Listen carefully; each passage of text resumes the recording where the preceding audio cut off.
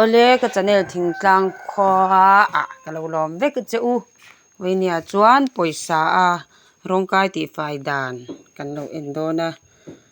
engtin nge ti fai enge a man kha keima pun ka sebik lova a fai thdu lutuk ti kha chu kan enanga kan thiranga kan mudon ni chuan ka video te bullet tanga top thlenga min lo en sak tur kha kan som chewa in zawa in min lo thlir chua sak turin kan som a cheu poisa rongkai kan ti re do na ni ka soi ri da wang ka chia na hi chu tian kan chia photang rei ve de hlek he kai ve na sa sia mo a hut lang bi me lo ta ni Ka fa ui la fa a khop gì he rongkai na sa tu ko mo ti han kan no yanga chuanin an ti re ang minute thum vel kan chia huna kan lo tilang le ang chiang khuang to kin adal sot to kho pe minute khat vel cha la in chia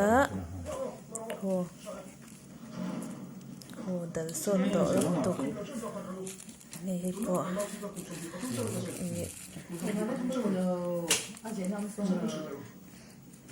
chuan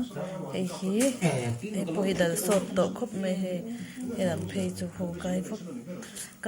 kai na saber khane khu khu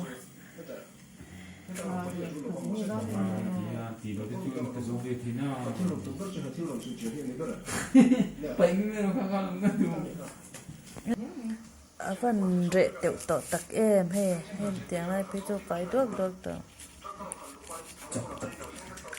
to anh kada chia rei lo deu ka he dal sot to kan chia rei le deu nga no var kwar me he pi chu fai zo tret to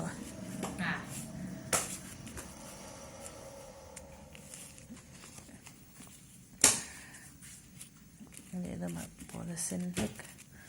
e kai ni saber ka lang sa phok lo hom ta ho fai de de to kan de lo kun anh lo zo ka pai thì đi chơi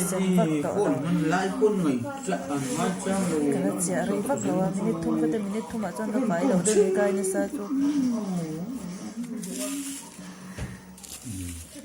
fai zo tret to a fai zo chu ni me he mi pe chu he mo he fai zo to kot lang kha ne chuan hi ni poka hi pot lang kha upo fai zo ang ani me he lam hi mo chuan hi kai ni saber kha nia se hi po fai zo to me he tin chuan la sen deuh hle ka ro hi chuanin fai ve kang he kada chia rei vak lo na sa ber hi kan hem ro ma va do mi do ni fai thak khop mai fai kai rong kai khai fai vek to ni chu mo mini som ai rei do hlek chu che ngai hi kai na sa zwal kha chu hi kai na sa ber kha nia fai veka